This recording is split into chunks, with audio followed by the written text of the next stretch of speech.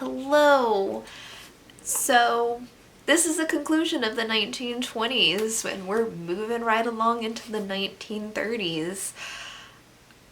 I don't know. I feel like I read a lot of really bad books this month, but my stats aren't really reflecting that. So maybe it was just towards the end of the month, I was getting a lot of mediocre to bad books, and it's just kind of skewed my perception of what I've read for the entire month. So, this video is covering the 10 books that I read for the 1920s. I did a mid-month reading wrap-up that I will put, I think, up there in the cards if you want to see what I had read up to the 15th of the month. And then I don't think I really read anything outside of my 1920s stuff towards the end of the month. So anything else that I have to cover, I will cover in a vlog and not do an entire separate video for, because it's like one or two books maybe outside of like book challenges or readathons that I've already talked about in videos. So this is really the big part of the wrap up. Anything else, it'll be stuck somewhere in a vlog. So as always, 10 books, 1921 to 1930 is what I read. I'm going to go through them book by book, give you a better synopsis now that I've actually finished it, and then let you know what I think about it overall. I will give you star ratings. I will tell you if I recommend you read the book or not. The first book I read this month was American Indian Stories by Zetkala Saw. This is a very short 3-part story, and the first part of it is basically the story of her life. She grew up as part of the Dakota Sioux tribe, and she went to the white man's school. She got her free government education for Native Americans. And then she decided to further her education by attending college and eventually getting a job as an instructor in a Native American, or in the Native American school system. In this section, she really just like recounts how horrible it was to be a Native American during this time period, growing up in a reservation system where Native Americans are part of, or they're wards, basically, of the United States government. They have the same rights as a child does, which means basically no rights at all. So she grew up in this system, and she tells all of this like civilizing the Native Americans as it's a commonplace thing, and she writes it off like it's every day, like it's no big deal. But reading this in hindsight, you realize like how freaking horrible like privileged white men treated Native Americans, especially in the early 20th century. So part 2 of this book is basically short stories from different time periods within the Sioux tribal system. Some of them are thousands of years old, some of them are more recent. Some have good endings, some have bad. The one that stood out to me most was the very last one, where it talks about 2 Native American men in modern times who have figured out like the legal system behind being part of a Native American tribe, and instead of using it to benefit other tribal members, they use it to screw old people over out of like half of their land and half of their money. So it's a really, really sad story about a community who should be helping itself, just looking out for individuals instead of the community as a whole. Part 3 is an essay discussing the legal troubles that Native Americans at the time face. And this goes way more into detail, the whole concept of being a ward of the state and not having any of your own rights because you're considered a child. So a 70-year-old man, because he is Native American and because he is part of a tribe, he's not considered civilized enough by white lawmakers to make his own decisions, so the white lawmakers will make the decisions for him. And as I'm sure you are perfectly aware of, that leads to a hell of a lot of corruption. So overall, it's a really interesting read. And if you are interested in Native American history outside of like the Trail of Tears and initial colonization, but more of like a recent Native American history, I think this is a very, very good book for you to pick up. Like I said, it's very short, very good. And interestingly enough, the final page in here is a letter to Zitkala-Sa from Helen Keller. So that's just a cool little extra tidbit that was thrown in at the end of this book. So I gave this 3 stars because it wasn't like life-changing and it wasn't so important that I think you have to read it. But if you were interested in Native American history, even like at a casual level, I still think it is a good, interesting book for you to read. But I don't think everybody needs to go out and read it, and it wasn't like a literary masterpiece by any means. So the next book that I read was Diary of a Drug Fiend, which promised to me to be a first account experience of like the first time drug addiction was written about in a serious, like, this is a problem type of way. Because typically in the time where heroin was in cocaine was in Coca-Cola, it was considered like a weakness of character if you became addicted to drugs like cocaine, heroin, opium, anything like that. The only reason you were addicted to it was because you didn't have a strong character. Anybody else should be able to do as much cocaine as they wanted to, and if they had a strong enough character, then they wouldn't get addicted. So this is the first, or promised to be the first book that looked at addiction from a serious, like, this is not a weakness of character standpoint.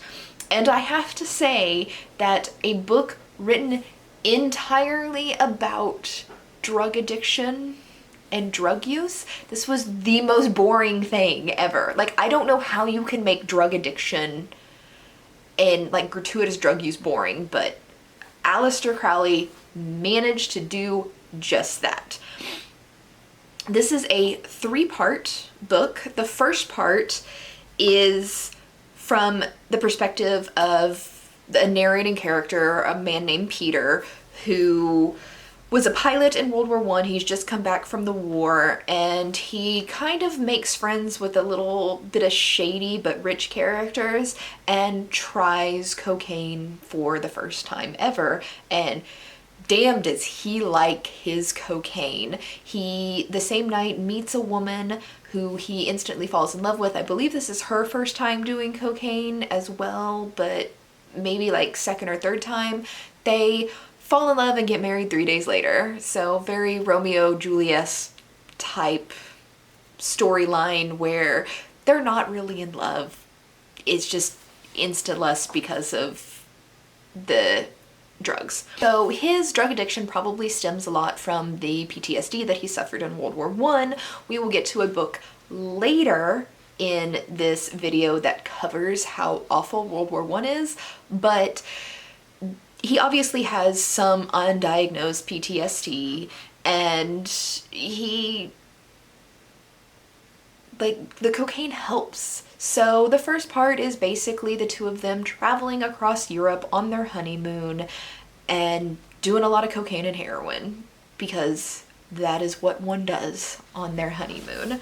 Basically, at the end of this section, he gets scammed. He has absolutely no money left, and they are forced to return to England because they're out of drugs and money. They don't really have much of a choice.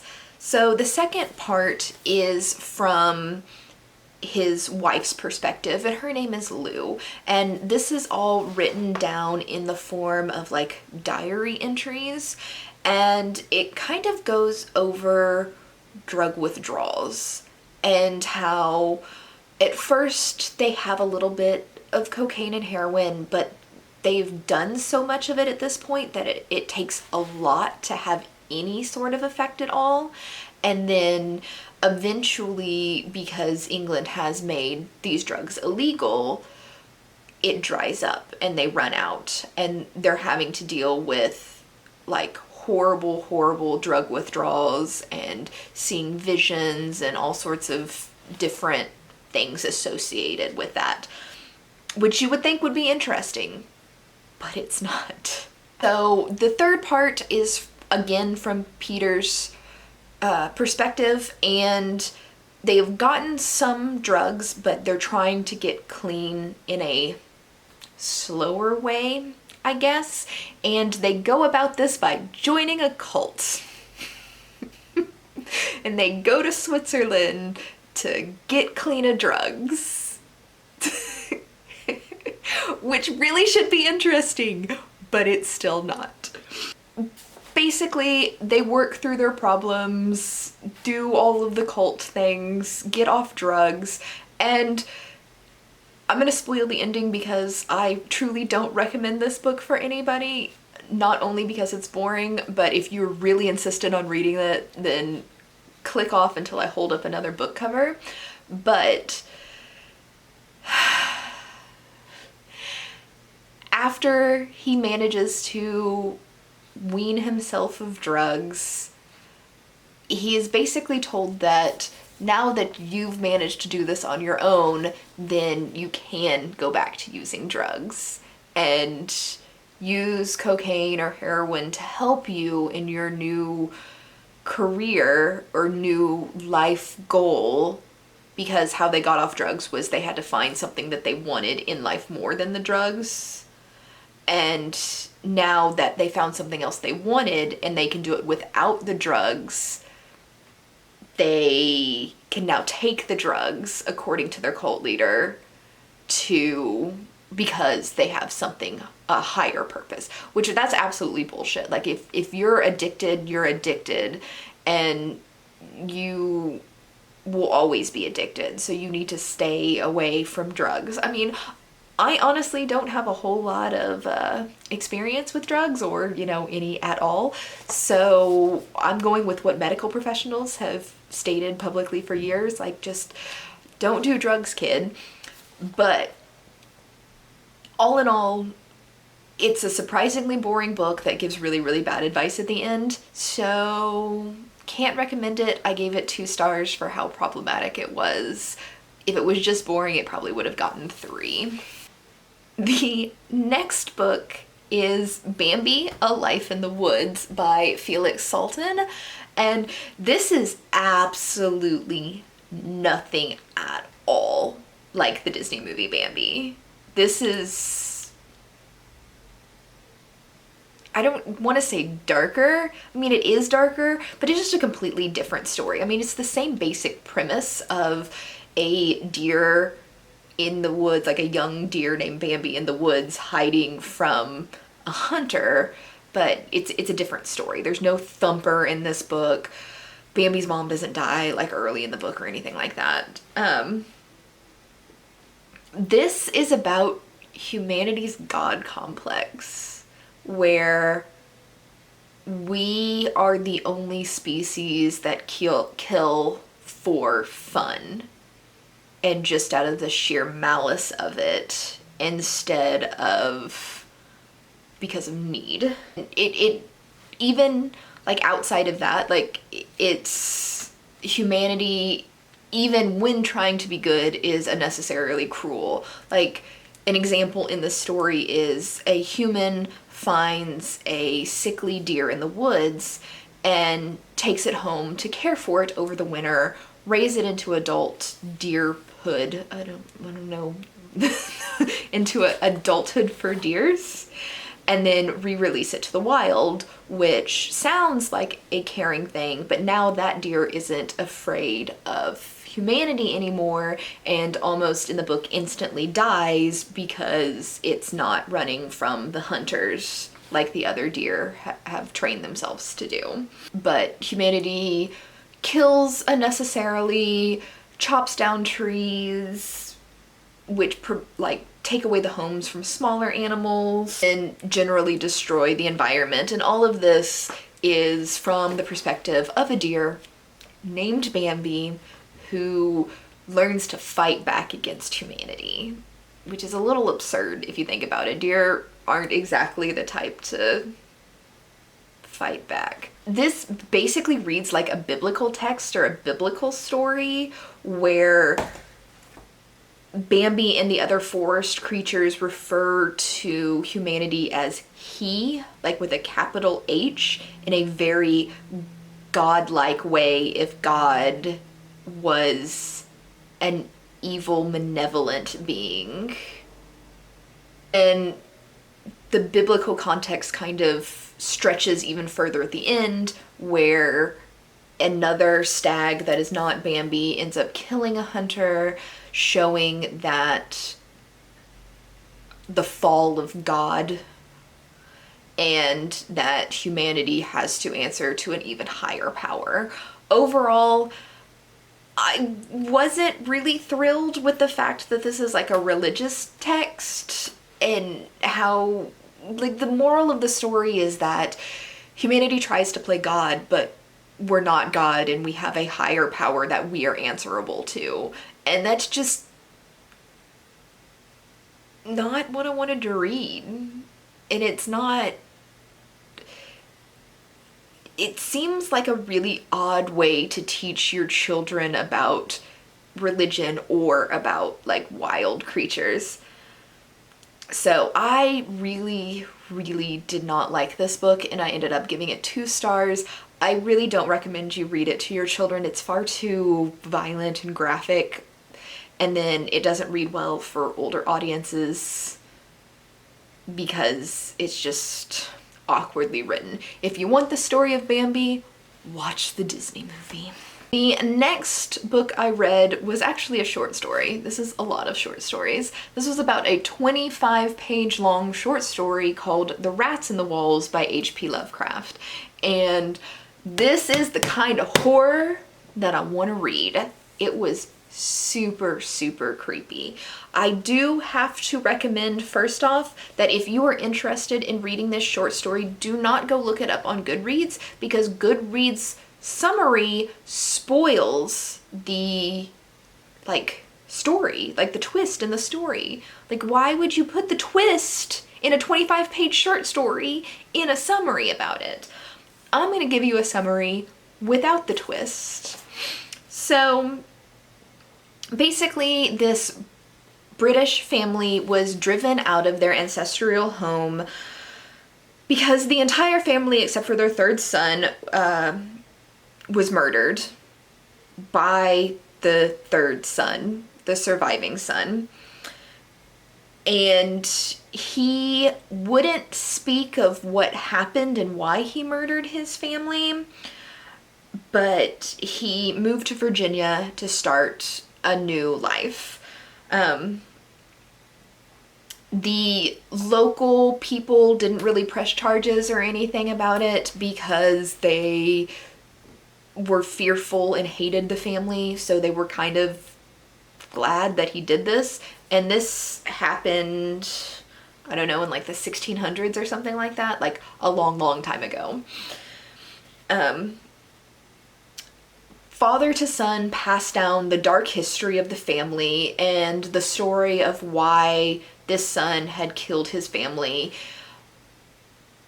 in a way that happened post-mortemly, where they would write a letter to their sons throughout their lifetime, and then put that letter and all of the letters of their forefathers before that into an envelope. And once they died, then the next son in line would open the envelope and see everything that was in, or see the story of their family, and then learn all of the horrible secret histories and everything like that. But as happens, both the surviving father and the letter itself were caught in a house fire and burned. So the son survived, which is the father of the character that you get in the short story, but he doesn't know the history of his family. He knew about the envelope and knew that the envelope contained the history, but he doesn't know what it says because it burned up. His father was also killed in the same fire, so he couldn't like rewrite the history or anything like that. And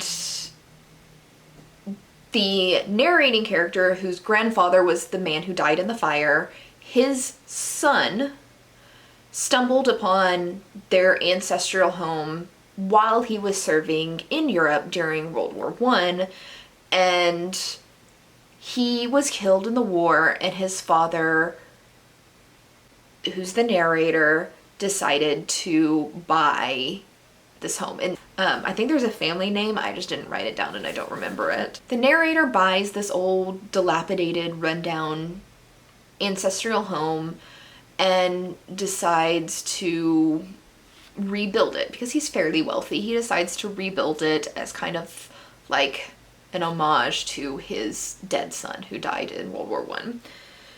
And the villagers hate him and the house, and they don't really talk to them. He can't hire any of the local villagers to help rebuild this ancestral home, and he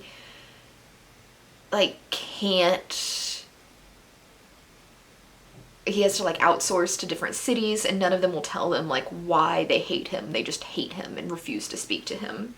As they're like remodeling the house, they find like a basement where pagan worship has been going on. Like apparently the house was built on a site of pagan worship going back to like 10,000 BC or something like that. So it's a very mystical, magical type of site. And the family are accused of just being evil beings because they've lived on this mystical site. After the restorations are done, he and his pet cats, he is a crazy cat man, and he and his pet cats start hearing the sounds of rats in the walls, which is the name of the story. And it leads into a dark, twisty, horrible place from there, which I'm not going to spoil. Like I said, the story is 25 pages long. I highly recommend you read this. I give this 4 stars. I would have given it 5 stars except for a tiny little bit of racism in here. The main character's main cat, he has for some reason named Inward Man, but it's not inward, it's the actual word. So inward dash man. Why would you name your cat that? What's wrong with you? So that little tidbit of unnecessary racism made it a 4-star read instead of a 5-star read, because I was just shocked out of the story every time I read the cat's name. But otherwise, I highly, highly, highly recommend that short story, and I definitely want to read more short stories by Lovecraft moving forward. Next book I read was The Great Gatsby, which I was actually really, really looking forward to reading. I knew of the story, but had never really read it or really watched any of the movies. I ended up watching the movie right after this, and I think I preferred the book better. There's a little too much symbolism in the movie that's not really that important or that present in the book. So I forget the main character's name. It is very seldomly mentioned in here, or not the main character, the narrating character. He is Daisy's cousin, and Daisy and Gatsby would probably be our main characters. They're the two that the story revolves around. So Daisy is a young socialite woman, and she has married a man named Tom Buchanan, and they have a 3-year-old daughter. And Daisy married Tom because Tom is wealthy, and Tom has a lot of affairs. He sleeps around a whole lot. Daisy knows about it. They argue about it, but she doesn't really do anything about it because she's wealthy. The other main character is Gatsby, and Gatsby was a poor officer who had met Daisy when he was in the military during World War I, as basically all of these books are around the time of World War I. So he met Daisy while he was in the military and fell head over heels in love with her, but he was just dirt poor. He ended up running away from home, poor farm parents, and kind of creating a new life for himself because he always knew that he was going to be a rich man. So he planned to marry Daisy after the war, but he just wasn't wealthy yet, so he told her to wait, and she didn't. She married Tom instead. And he never really told her that he was poor. He just told her, wait for me. And he eventually became disgustingly wealthy, probably not under like the most honorable circumstances, but he's disgustingly wealthy, and he buys a house across the bay from Daisy and Tom's house and throws parties every night trying to entice Daisy to come over and see him, and then see he's rich and leave her husband. And our narrating character ends up moving into like a tiny little house next door to Gatsby, and then is kind of looped into this whole shitty situation where he's playing like telephone between Gatsby and Daisy, and Gatsby's trying to get him to like bring them together. So basically, like I said, the entire purpose of this book is Gatsby trying to win Daisy's love, and yeah, that's the whole book. It's a love story, but it's a tragic love story. And I love tragic love stories. I very, very much enjoyed this, and I highly recommend it if you haven't read it. It's a very short book. I think like this seems long, but this is the exact same story written twice. It's in both English and Korean, just because that's the edition that I have. Overall, it's like 247 pages, and the type is really big. So, highly recommend this. I gave this 4 stars overall. I really enjoyed it.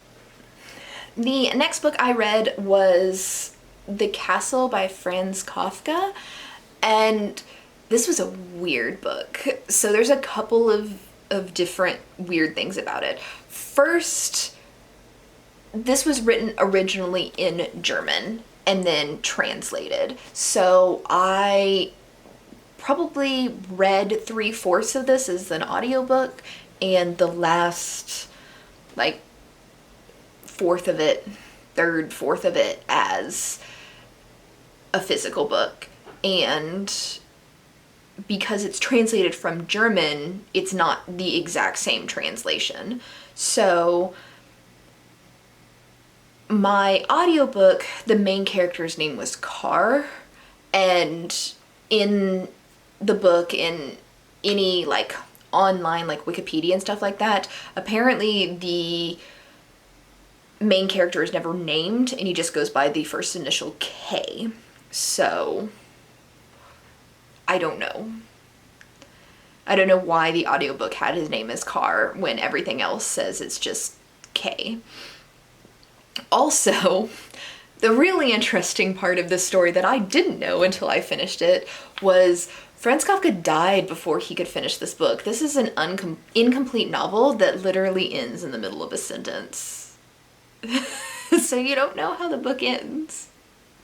I mean, you kind of find out, like, I guess he told somebody on his deathbed how he planned to end the book, so you could read it. You just don't get the lead up to how the ending actually comes about. Kay, the land surveyor, gets hired by the castle to be a land surveyor. And he shows up into this village where he ends this like bureaucratic hell. And I really just, the contents of this book are how I imagine hell is, because the bureaucracy and how they run things is just the most hellish, absurd thing that nothing ever gets done.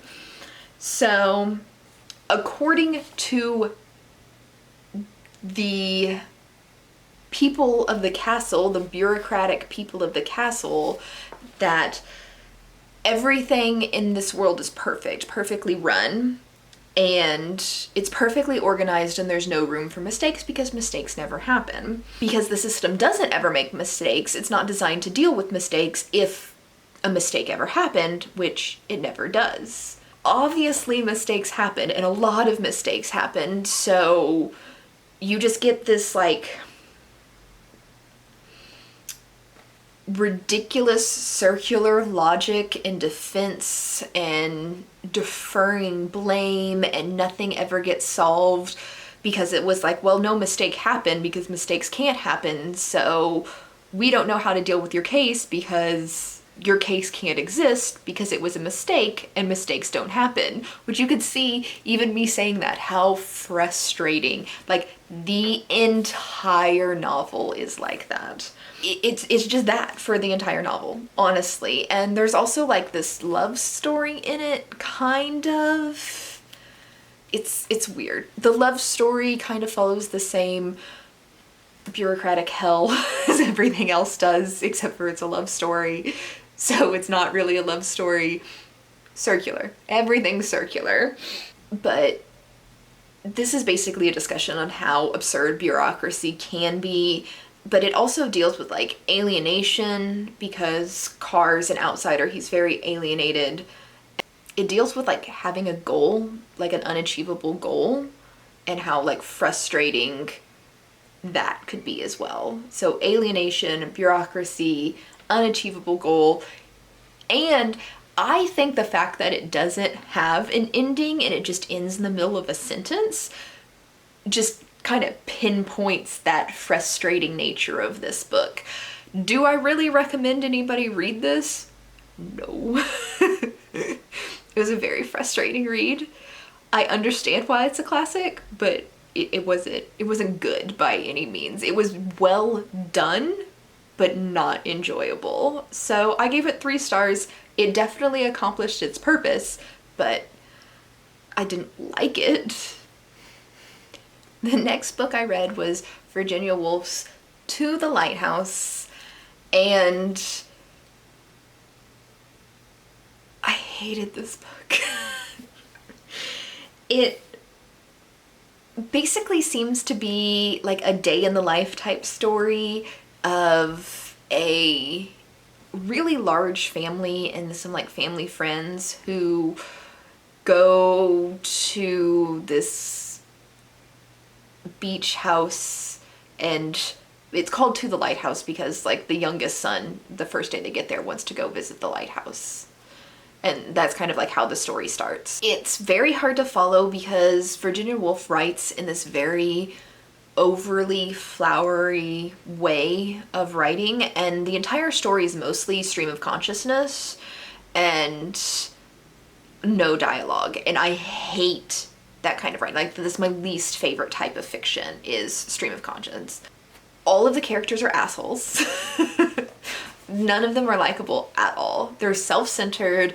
They just think awful things about the people around them in their head, and they just belittle and hate everybody around them and like mock them, think mean things about them, and then in the very few lines of dialogue they have, they're very civil, very polite, and they're just asshole people, which I'm sure is accurate, but overall it wasn't any interesting thing to read about. It's got 2 parts. Part 1 is literally one day where they show up to this vacation house to the time they go to bed. Part 2 takes place, actually, I guess there's 3 parts. Part 2 is like little slice of life snippets between leaving this vacation house and like 10 years later of just like, it's literally just like pieces, tiny little bites of the characters' lives.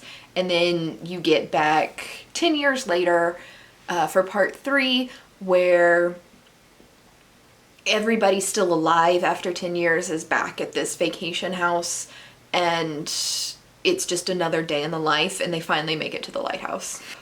Overall, I don't, like, people love this book, and I don't understand why. So if you're somebody who's read this and you like it, let me know, because I might just not like it because I hate the stream of consciousness writing style, and that literally could be the only reason that I don't like it.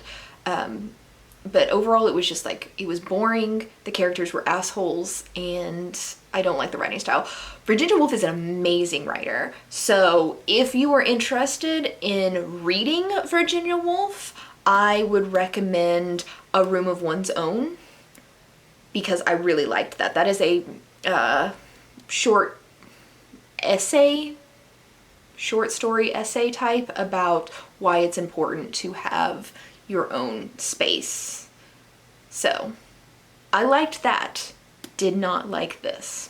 The next book I read was Lady Chatterley's Lover, which I was so interested in this story because this was written, finished, ready for publication in 1928, but it was not published until 1959, and when it was published in 1959, the publisher was arrested because it's supposed to be smut.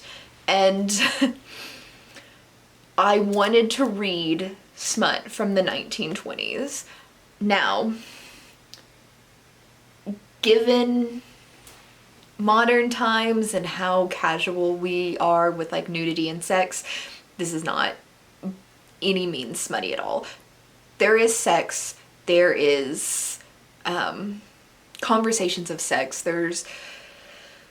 it's a very sexual story overall, but the sex scenes are very PG, fade to black type of scenes, I guess, would be. Like, there's no description of the sex, or very, very little description. From what description we get, I can tell you that no one in this book has sex in any position other than missionary position, and there is no, like, foreplay or oral sex or anything like that. A couple of the sexual scenarios read a lot as like rape with consent afterwards, but the characters don't treat it as any sort of sexual assault. They treat everything as consensual. Even like, this is from the woman's perspective, and she's the one being sexually assaulted, and she doesn't. She's very consensual with it, so it just reads like she was assaulted and didn't like agree to it until afterwards. But it's not super problematic to me because it was like consensual, even if it was a little sketchy consensual. Also, every man she has sex with is awful in bed. Like, that's all she talks about is like, it was over quickly, or how she has to use his soft phallus to pleasure herself after he's already had his crisis. That's what they call orgasms in this book, is having a crisis So I love that. That made me overall happy. There's a bunch of really funny, cute things like that throughout the story that I really enjoyed. But overall, it was just kind of like a very base romance. Pawnee, who is Lady Chatterley, she meets and married Clifford, who is Lord Chatterley, during World War One. And he is on leave. They quickly get married soon after meeting, have a whirlwind, like 1 month romance while he's on leave, and get married, have a honeymoon. He goes back to the war. He comes back and he has been injured badly and he no longer has the use of his legs. Everything from the waist down, no feeling, no movement, nothing. Pawnee, who is Lady Chatterley, the daughter of an artist and a poet, and she is very sexually free. Even before she got married, she was never encouraged to keep her virginity or anything like that. So she's used to having a lot of sex and everything like that. And to be married to a man who can't anymore is very frustrating to her, but she kind of does her best. She ends up having an affair randomly to fulfill her sexual desire, even though every man she has sex with in this book is awful in bed. So I don't know what she's fulfilling, but I'm amused. She's still doing it. Eventually her husband like kind of starts encouraging her to have an affair because he wants children and he can't have his own children, but he wants her to get pregnant by another man and then they're gonna pretend like it's his child. But she ends up having a very long-term affair with the groundskeeper, which is not the type of man, because he's not rich, that her husband would encourage her to sleep with, but she ends up falling in love with him and like deciding that she's going to leave her husband for this groundskeeper, and it doesn't work out so well. But lots of smut, lots of inappropriate conversations in front of women. I kind of understand why it was banned at the time, but it's nothing compared to modern times. If you wanted to read this, I would recommend it for the same reason that I read it, is just like out of curiosity of what an arrestable offense in the like late 1950s, from like the 1950s to the from the 1920s to the 1950s would have been, as far as like unpublishable banned books.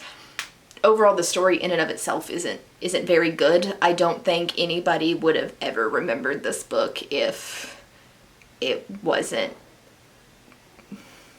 banned. The next book I read was All Quiet on the Western Front by Eric Remarque, and this was another book that was originally written in German and translated to English at a later date. I think almost all of us probably had to read this in school growing up. It is very simplistic writing, but it gives a very unromantic look at just how fucking horrible trench warfare was in World War I. I think it's even more interesting because it's from the perspective of a German soldier, because obviously it was written in German by a German man who probably had a lot of these experiences, but being an American reading it, it's like reading from the perspective of an enemy. I mean, obviously, my generation was never at war with Germany, but World War I, World War II, our grandparents were at war with Germany and they considered these men their enemies, and we were taught in school that these were the bad guys, these were the guys in the wrong, but this is just a young 20-year-old man who had no choice and who's going through a living hell because some rich government people wanted to go to war. And it tells a very, very raw story of how just horrible the conditions were and how awful they were treated. And you have nothing but sympathy for him and his friends and anybody who had to struggle through World War I. So I think if you read this in high school, you should probably go back and reread it. Because you probably don't remember it. And then the other reason is because when you're not reading it because you're forced to, you get a whole lot more out of it. And this is a really, really good story. I still gave it 3 stars because it wasn't, like, it's an important story, but there's nothing enjoyable about this story. And it's good, it's important. I think you should read it, but I can't rate it higher because I can't find any enjoyment in it. Fortunately, it's a very fast read, very simplistically written, fantastic translation. Go out and read it. The last book that I read this month was The Secret of the Old Clock by Carolyn Keene, which is the very first book in the Nancy Drew series. And I didn't read Nancy Drew growing up, but I know a lot of people did. You've got Nancy Drew for the girls as far as like mysteries, wholesome mysteries, and then you've got the Hardy Boys for young boys as far as wholesome mysteries. And Nancy Drew is a 19-year-old girl who, she's fairly rich, upper middle class, I would say. Her father's a lawyer, her mother has passed away, and she is a very sweet, wholesome girl who wants to help people help themselves. She doesn't just fix everything for people as far as like if somebody's coming to her saying that they're poor, she doesn't just like hand them $20 out of her pocketbook or everything. She tries to figure out how they can help themselves. And it's wholesome, but it doesn't age, this didn't age well at all. At all. She puts herself into situations that I'm sure were fine in the 1920s, but would very, very potentially get her murdered or worse in modern times, where she's like confronting burglars and things like that. And a lot of things, like with the use of cell phones and stuff like that, like a lot of the situations that she gets into just wouldn't happen in modern times. It just doesn't make any sense. But yeah, it was fine. It was a quick read. It took me like an hour to read this whole thing. It just wasn't anything special.